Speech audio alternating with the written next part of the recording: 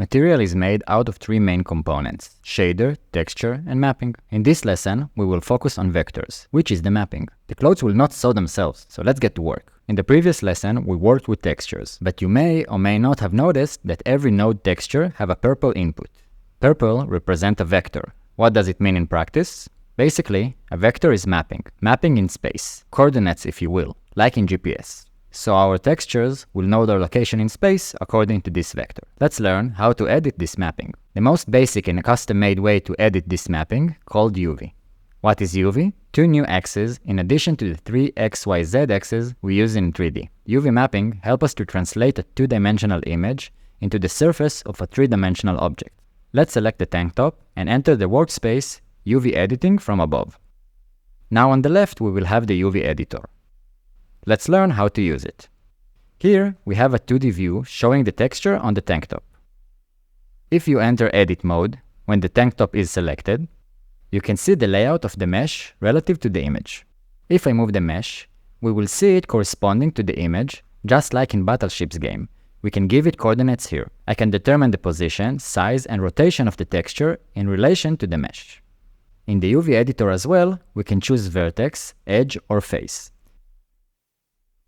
In addition, we also have a fourth selection mode, and it moves the whole shape.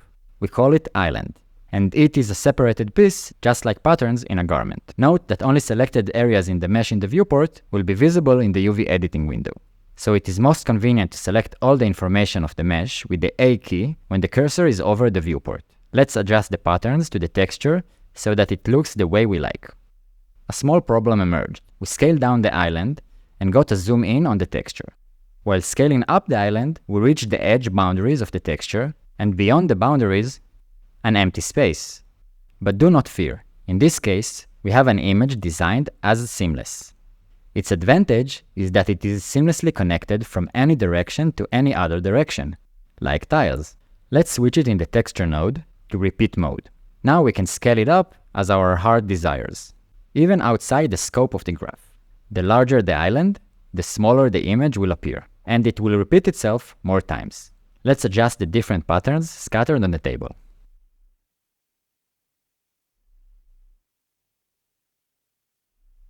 Let's select the dress and switch to edit mode. We don't see islands, nor any representation of mesh, and the texture is not visible on the dress. That's because it just doesn't have a UV mapping. So far, we have dealt with meshes which already had a UV mapping, but how do we make it ourselves? And what is this action, UV mapping? Who maps what?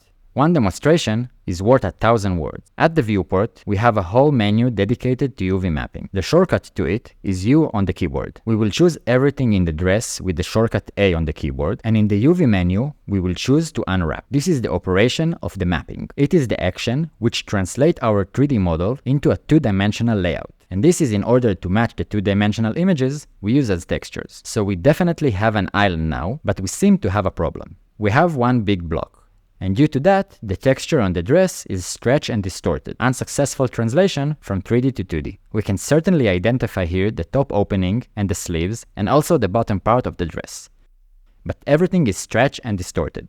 We need to help the program think a little more two-dimensionally. Let's select the front half of the dress from the top view with the X-ray on, and in the UV menu, choose Unwrap.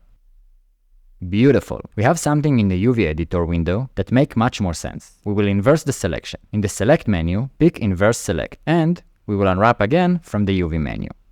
Now we will choose everything with A in the viewport, and we will see in the UV editor window that we have the two islands of the dress, front and back.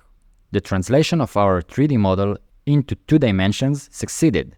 All we had to do was unwrap each part separately. Our method worked pretty well, but it's limited. And when we have to deal with more complex things, it will be very exhausting. The sweatshirt is a good example. If I unwrap like before, I will get something reasonable. But pay attention to the areas of the transition between the islands. The texture is interrupted. I have this problem in two parts of the sleeve, on top and bottom. Another problem is that the orientation of the texture on the sleeves is the same as the rest of the garment, which means that it is not aligned with the direction of the sleeves themselves. Just like in a real garment, the areas where the seams passes, there we are used to the patterns not overlapping perfectly.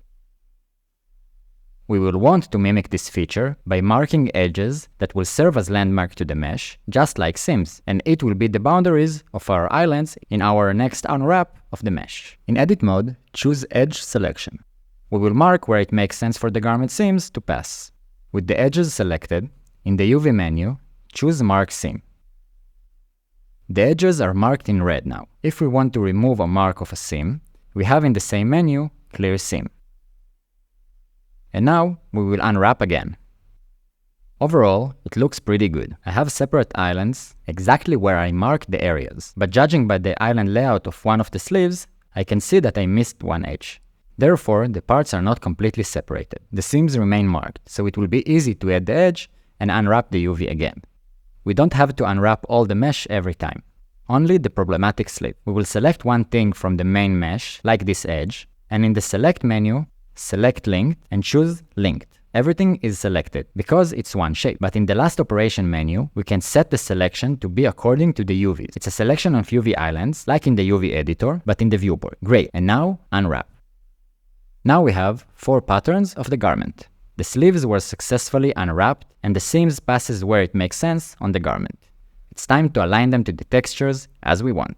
The collection is ready, and we can start uploading beautiful photos to the website. We learned about the most tailor-made form of mapping that exists. We used clothes for this demonstration, but all this is relevant to anything we want to unwrap, while the basic logic remains the same: separation of the mesh into islands, marking the seams in the areas that make sense, or hiding them in the areas that are less visible, and then arranging the islands across the texture.